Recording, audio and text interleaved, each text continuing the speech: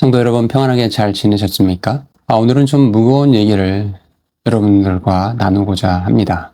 최근에 어떤 분과 신앙 상담을 하게 되었는데 20년 가까이 한 직장에서 형님처럼 지냈던 분이 직장 내 갈등과 또 본인의 이혼의 문제, 수많은 대출의 그 빚, 삶의 무게로 인해서 그걸 견디지 못하고 자살을 했다라는 그 소식을 들었고, 그분은 20년간 그렇게 친하게 지냈지만 단 한 번도 제대로 예수님을 전하지 못했고 복음을 전하지 못했다는 그 생각 때문에 매우 괴로워하면서 이런 질문을 저에게 하셨습니다. 법 없이도 살 사람, 참 진솔한 사람, 성실한 사람이었는데 그 사람이 예수님 안 믿었다고 지옥에 간다고 한다면 하나님은 너무나 잔인한 분이 아니신가. 여러분, 크리스찬들이라고 한다면 아마 이런 현실적인 고민을 해보신 적이 있으실 겁니다. 제가 서두에 이렇게 간증 상담 사례를 말씀을 드렸는데, 오늘 우리가 함께 나눌 질문은 사실 신학의 책상 위에서 다룰 질문이 아닙니다. 다시, 오늘 우리가 함께 나눌 질문은 사실 신학 책상 위에서 펜으로만 대답할 수 있는 질문이 아닙니다. 한 인간이 짊어졌던 삶의 무게, 가족의 갈등, 직장 내 갈등, 대출과 부모를 봉양해야 된다라는 그 책임의 문제, 그리고 감당할 수 없었던 인생의 고통의 끝에 그가 내린 비극적인 선택. 우리는 이러한 이야기를 들을 때 우리의 가슴이 먼저 무너져 내리죠. 참 법 없이도 살 사람인데, 착하게 살았는데 예수 안 믿었다고 단칼에 지옥에 간다면 기독교는 너무나 잔인한 종교가 아닌가. 심지어 하나님을 믿고 있는 사람들조차도 본인 주변에서 이런 일들이 발생했을 때 이런 고민에 빠지게 되는 게 우리의 현실입니다. 이 질문은 꼭 신자뿐 아니라 불신자들 마음속에도 하나님은 정말 사랑이시라고 한다면 어떻게 이러실 수 있는 것인가? 라는 그런 도덕적 울분과 깊은 슬픔이 자리 잡혀서 나오는 그런 통곡의 소리와 질문이 바로 이런 것들인 것이죠. 저는 신학자로서 이 질문을 회피하지 않겠습니다. 오히려 먼저 이러한 질문을 하시는 분들의 따뜻한 인간성과 또 공감 능력에 깊은 감사를 드립니다. 그것이야말로 하나님의 형상을 닮은 증거이기 때문이에요. 오늘 우리는 이 아픈 질문 앞에서 잔인한 교리의 칼날을 휘두르는 것이 아니라 성경이 말하는 진짜 하나님의 성품, 그리고 복음의 진리를 온유하게, 성경의 근거에서 이런 질문을 받았을 때, 또 이런 질문이 내 삶에 던져졌을 때 나는 내 주변에 어떻게 이 질문을 수호하고 삶으로, 믿음으로 다시 이겨낼 것인가에 대해서 성경을 근거로 몇 가지 말씀을 나누고자 합니다. 먼저 우리가 생각해 볼 질문이 있는데요. 첫 번째, 하나님은 냉혈한 재판관인가? 아니면 우시는 아버지인가? 이 질문을 먼저 생각해 보시면 좋겠어요. 우리가 가장 먼저 교정해야 될 오해는 하나님의 성품에 관한 것입니다. 많은 사람들이 하나님은 법조문 하나 틀리면 지옥행 도장을 찍어버리는 냉혈한 재판관이라고 생각하는 경우가 많습니다. 그런데 성경은 전혀 다른 말씀을 하고 있어요. 에스겔서 18장 23절에 보면 지극히 긍휼 많으신 하나님, 자비로우신 하나님은 악인의 죽음조차 기뻐하지 않으신다라는 말씀이 기록이 되어 있습니다. 그분이 창조하신 한 영혼이 삶의 무게를 견디지 못하고 극단적인 선택을 하고 자기의 삶을 마감했을 때 가장 먼저 눈물을 흘리신 분이 바로 그를 창조하신 하나님이시라는 거예요. 예수님은 나사로의 죽음 앞에서 우셨고 예루살렘의 멸망을 보시면서 통곡을 하셨습니다. 그러니 우리가 복음을 전할 때 예수 안 믿었으니 지옥 가는 것이 당연하지라는 이런 도식적인 결론을 잔인하게 던지는 것은 하나님의 성품을 심각하게 왜곡하는 것이라는 걸 기억하셔야 됩니다. 여러분, 기독교는요, 인간의 고통에 무감각한 종교가 아닙니다. 우리는 그분의 죽음 앞에 함께 슬퍼하고 그분의 고통의 무게를 공감하는 데서부터 신학적인 대화를 시작해야 되는 그런 사람들입니다. 자, 그렇다면 이제 핵심적인 질문에 들어가 봅시다. 그렇게 착하고 법 없이도 살 사람, 책임감이 투철한 그런 사람이 인생이 너무 괴로워서 죽게 되었는데 왜 그 사람은 지옥에 가야 하는가? 참 쉽지 않은 질문입니다. 단순히 아까 말씀드린 대로 예수님 안 믿었으니 지옥 가야지 라고 이렇게 냉정하게 매몰차게 공식처럼 말씀하지 마세요. 여기서 기독교 신학이 가진 가장 중요한 인간에 대한 이해가 필요한데 바로 일반 은총과 죄의 본질에 대한 이해가 선행이 돼야 됩니다. 첫 번째, 그 사람의 착함은 하나님의 선물이에요.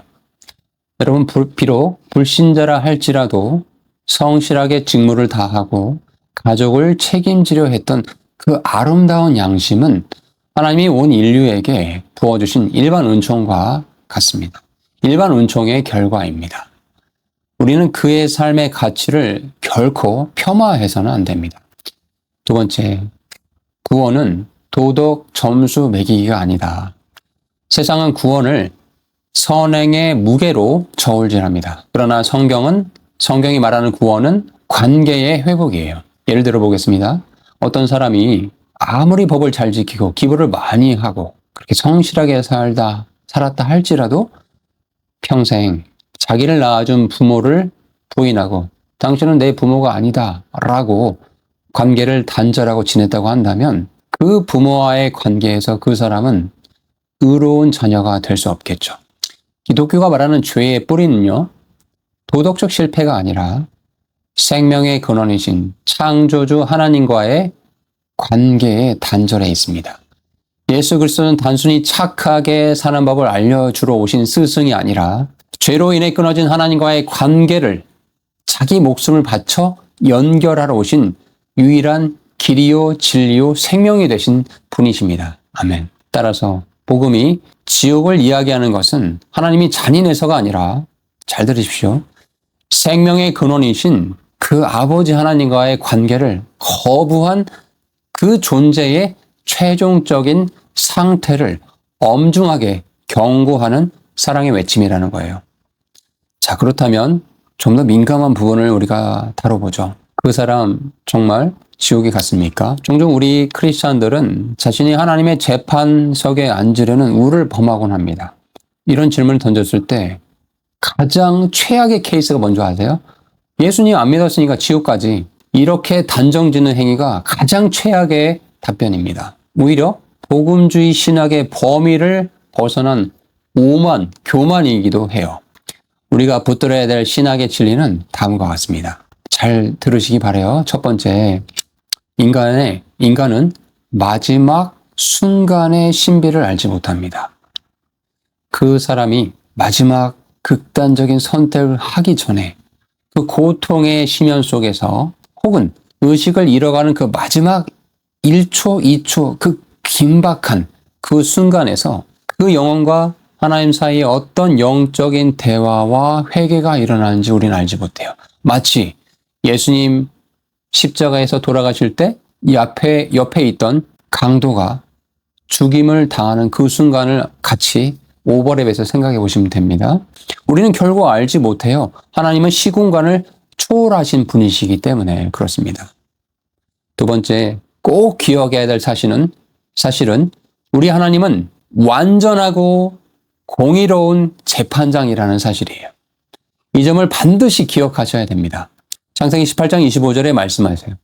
세상을 심판하신 이가 정의를 행하실 것이 아니니까 라고 성경이 외치고 있습니다. 하나님은요, 그분이 겪었던 경제적인 어려움, 마음의 외로움, 감당할 수 없었던 그 인생의 무게의 짐을, 압박을 그 누구보다 훨씬 더 잘 아시는 분이라는 사실이에요.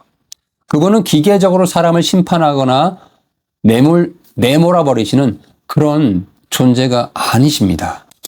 우리는 구원의 유일한 기준, 예수 그리스도를 선포할 책임이 있을 뿐이지 특정한 개인의 영원한 운명을 최종적으로 판결할 권한이 없습니다. 심판은 오직 우리 하나님께 속한 영역이기 때문이에요. 그러니 우리가 경계하고 주의해야 될 점은 그 사람은 내가 보기에 평상시에 교회도 안 다니고 예수 안 믿었으니까 지옥 갔을 거야 라고 이렇게 단정 짓고 잔인하게 결론을 내려버리는 이 행위를 절대 해서는 안 됩니다. 반대로 기독교의 진리를 무시하고 착하게 성실하게 살았으니까 어쩌면 천국에 갔을지도 몰라라고 이렇게 만인 구원론을 펼쳐서도 안 됩니다. 우리가 할 수 있는 최선의 대답은 그 영혼을 온전히 공의롭고 긍휼 많으신 하나님의 손에 의탁합니다. 라는 이런 고백, 겸손한 고백만이 우리가 할 수 있는 거예요. 이 질문을 던지는 불신자와 고뇌하는 크리스찬들에게 우리는 어떻게 접근해야 할까요? 첫 번째, 여러분 변증하지 마십시오. 재판장이 되지 마세요. 기독교 교리적으로 이렇다라고 그렇게 매몰차게 말하기 전에 그 비극적인 죽음, 삶의 무게에 대해서 정말 가슴 아픈 일입니다라고 진심으로 공감해주는 일이 먼저 선행이 돼야 됩니다. 저도 생각해 보니까 그 상담 이야기를 들었을 때 먼저 공감하고 위로해 주지 못해 좀 약하게 했던 것 같아요. 그 부분이 지금 말씀을 나누면서도 저도 반성이 되고 회개가 됩니다. 예수님의 마음이 없는 진리는 폭력이 될 수 있습니다. 두 번째, 우리가 생명처럼 붙들고 있는 이 복음을 가차없이 선을 그어버리는 탈락 기준이 아니라 절박한 구조선으로 설명하십시오. 여러분, 이 세상은 이미 죄와 고통으로 침몰해 가는 타이타닉호와 같습니다. 많은 대출과 질병, 인간관계의 갈등으로 인해서 많은 사람들이 꼭 극단적인 선택을 하지 않다 하더라도 아마 오늘 하루도 쉽지 않은 하루를 보내신 분들이 참 많아요. 바다에 빠져서 허우적대는 분들이 많다라는 거예요. 여러분, 기독교는 착하게 안 살았으니 빠져 죽어라라고 저주하는 종교가 아닙니다. 절대 이 부분을 주의하셔야 돼요. 이 무거운 삶의 짐을 혼자 지지 말고 당신을 위해 독생예까지 내어주신 예수님이라는 구조선에 함께 올라탑시다 라고 눈물로 호소하는 그런 구조의 종교입니다.